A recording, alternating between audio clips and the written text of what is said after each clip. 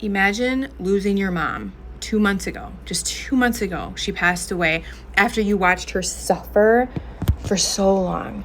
She finally passes, but the day after she passes, your dad leaves the country and quickly, just immediately remarries and is sending you photos of his new wife, his new life, his new car, and he's guilt-tripping you constantly for more money.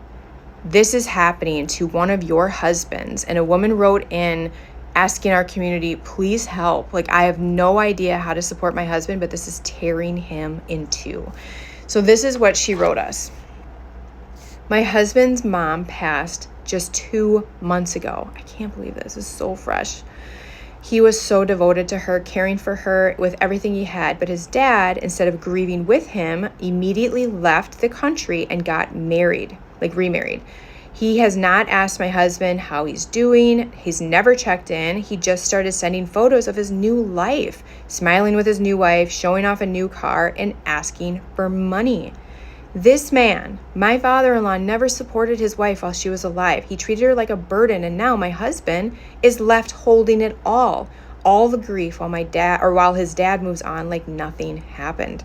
It's tearing him apart. He doesn't know whether to cut ties or keep some contact. He feels so guilty, but also used. This is devastating. This is absolutely devastating and so complicated because your husband is grieving for real, just that sacred loss, while also trying to just come to grips with reality of who his dad really is, or like what he's capable of. It's very, very layered and complicated. So it's not just about grief, it's about grief without validation, and it's also grief with an absent parent. There's also a lot of betrayal. Oh my gosh, I can't imagine. So I was with my dad until he passed. I had the honor of caring for him with my mom, but I couldn't imagine taking care of my dad, watching my mom pack a suitcase, and then the next day she leaves, remarries, and then sends me photos of her new life while I'm carrying everything. I couldn't imagine the amount of betrayal I would feel for my dad. Like, I would just be like, how could you dishonor him like this? Like, I would just feel so many things on top of grieving the loss of my parent, just grieving the loss because you kind of don't know what to do with yourself when you're a caretaker. So that's just like, oh my gosh. So there's like a double whammy there. Plus just all the things you have to take care of when you lose somebody. It's a lot. I would feel so bad. So before we talk about what boundaries I would set if I were this woman's husband and this was my situation, I first want to talk about guilt. I don't think this husband is feeling the guilt that keeps us being a good person, that keeps us aligned with our values, that helps us, really recognize when we could do better next time. That's healthy guilt. What I think he's feeling, which I'm very familiar with, is conditioned guilt. That is the guilt that has been wired into our nervous system, that when we feel it, wherever we feel that conditioned guilt that's not ours, it's actually just a trigger response. So when we feel it, we react and we answer whatever need our parents have. Like, that's what that's been ingrained in us to do.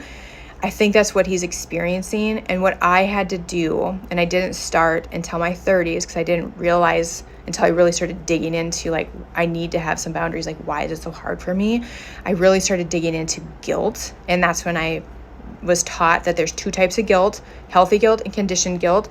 Conditioned guilt isn't mine to carry. That's just a trigger response to get you to take action. And I had to learn some tools to cope with that so that I could still have boundaries and actually make them stick while coping with that feeling that made me feel like the worst person on earth.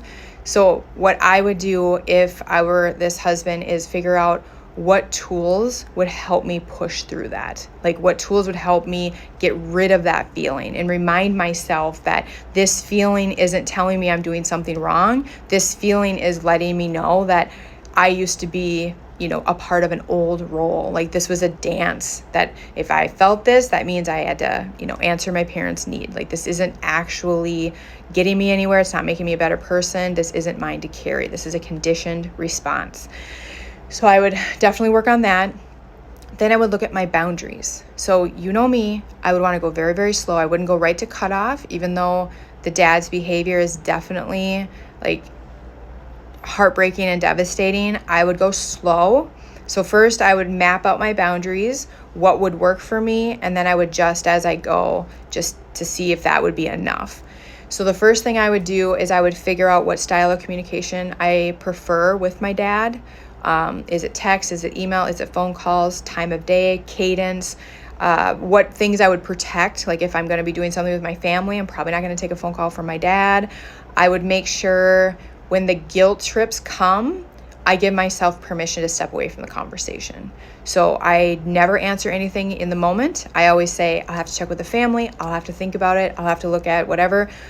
And then I step away. So I allow myself to feel like what I'm actually feeling, check in with my boundaries, and really like pull apart that conditioned guilt response. Because one thing I also did, I had conditioned guilt and then I would fawn.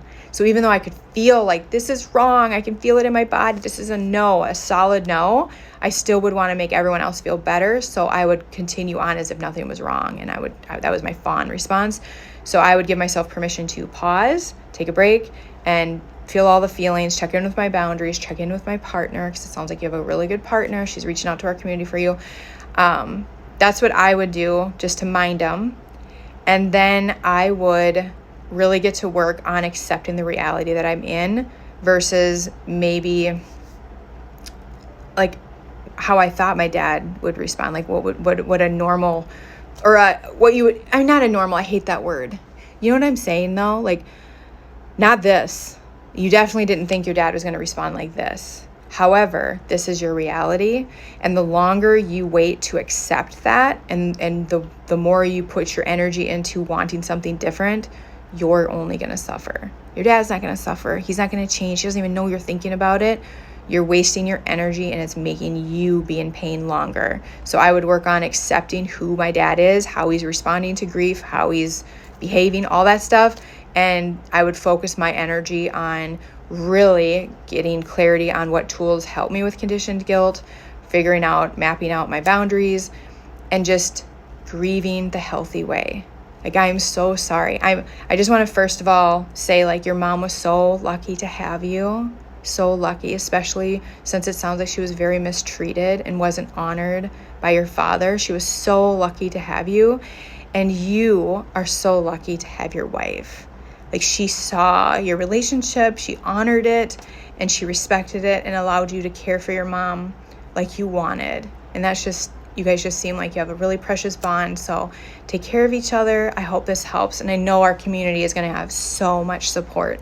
And again, I couldn't imagine if my mom would have done that and left me like that after taking care of my dad. So I definitely feel it. So thank you so much for trusting our community.